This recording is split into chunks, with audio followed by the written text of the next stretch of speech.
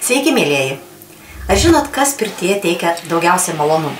Be abejo, garas, šiluma ir visi kiti dalykai, dėl kurių mes ten ir einam. Bet aišku, be vantų pirtis ne pirtis. Na ir kartais žmonės klausia, tai kaip ten vasarą į pirtį galima eiti, negalima ir kas ten toj pirtį gero vasarą. Vasara gera yra tai, kad yra daug šviežių, gražių, žalių vantų. Bet vasara trunka labai neilgai. Na ir kada mes turim medžius be lapų, tenka neštis į pirtį džiovintas vantas, tenka kažkaip kitaip suptis. Ir vis tiek, oi Dieve, kaip norisi tos žalios energijos, tų žalių gyvų lapų.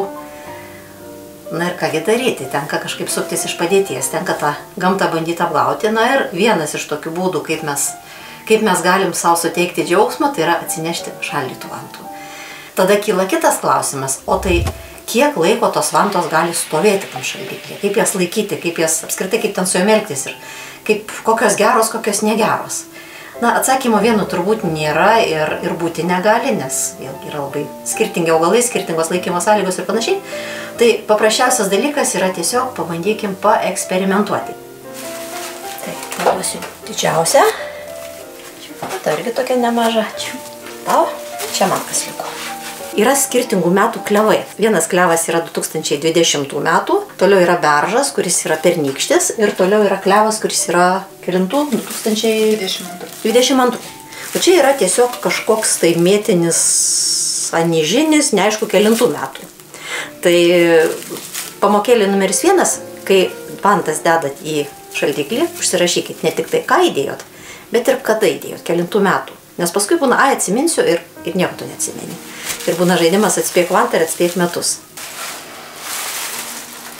Fantastika.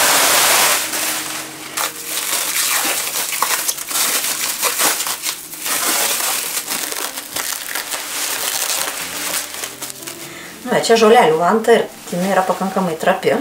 Su ją taip kaip su medžiais nepasielgsi. Čia, kaip suprantu, tai greičiausiai yra anižinės lofantas. Šito žolytės pagrindinis darbas yra kvepėti, tai viskas tvarkoj. Bet kokiu atveju turėkit omeny, kad vantos, kurios yra šaldytos, jos yra gerokai, gležnesnės, trapesnės. Nes šaltis daro su augalu tą patį, ką daro garas. Ir jeigu jūs tikitės, kad užsišaldysit vantų ir galėsite jas naudoti kaitriam vanojimui, tai greičiausiai ne. Vis dėlto jų yra kita paskirtis, tai yra nešti aromatą, nešti tą gaivę žalę energiją ir tą šviežumo jausmą. Ir jis labai gerai po galvą ant galvo, žodžiu, paglostyti visą kitą. Nuo vanojimą, jeigu vieną ten ar du atlaikys, net kaip koks nors gana tvirtas augalas, kaip tarkim ąžuolas ar beržas, tai ir tai labai gerai. Vasara. Kaip ką tik nuskimta toks kvapas. Ir minkštutė. Fantastika.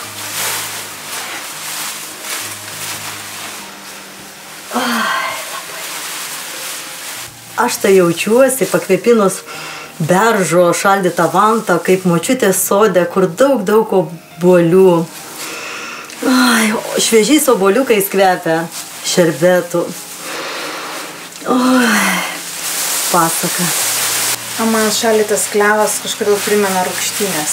Bet kai papjausti rūgštynės sriubai ir pasklinda tas toks rūgštelė tarsi, man pirmiausia asociacija tokia. Mes turim 2 klevus, vienas yra surinktas 2020, kitas 2022. Na, abu jau tokie pagyvenę šaldiklyje ir aš prašysiu jūsų, kad truputėlį susikeistumėt ir pažiūrėtumėt, kaip jums tie klevai jaučiasi, vienas ir kitas. Ir vis dėlto, ar jie labai skiriasi ar ne? Ir ar abu neštumėtės į pirtį ir sakytumėt, kad jie yra tinkami naudojimai? Kvapas panašus, bet man toks jausmas, kad minkštesnė jinai yra. Tad liktais tvirtesnė.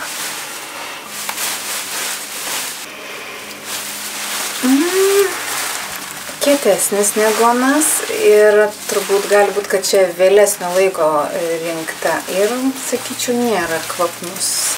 Nu, ekspertė.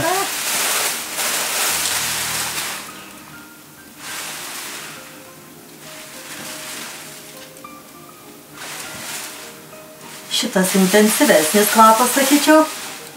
Čia man švelnesnis kvapas, bet dargi kas yra. Vau, kaip širiana.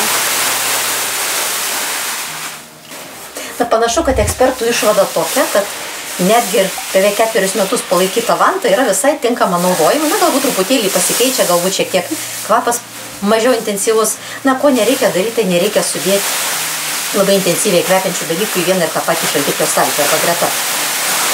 Nes jeigu jūs sudėsite ten ir krapus, ir petražolės, ir dar kažką, tai turėsit klevą su petražolių aromatu, kas nėra labai blogai, bet ir nėra labai gerai. Aš atsinešiau vantas, kurios buvo džiovintos, irgi labai geros, labai puikios. Bus tinkamos jum kojas pašildyti. Tai ką, pilsim garo, tada šildysimės, o jūs vantas gali dėtis ant veido ir natūrali inhaliacija tiesiai iš medžio jum į plaučius. Vasara, vasara, jūra atnešė man gintaro, lyg tą vasarą.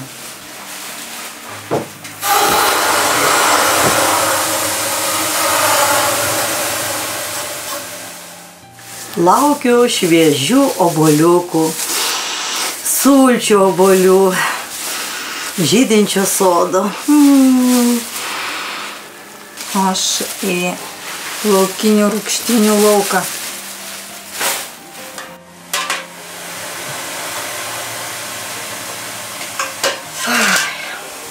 Tiesiog pirtininko svajonė.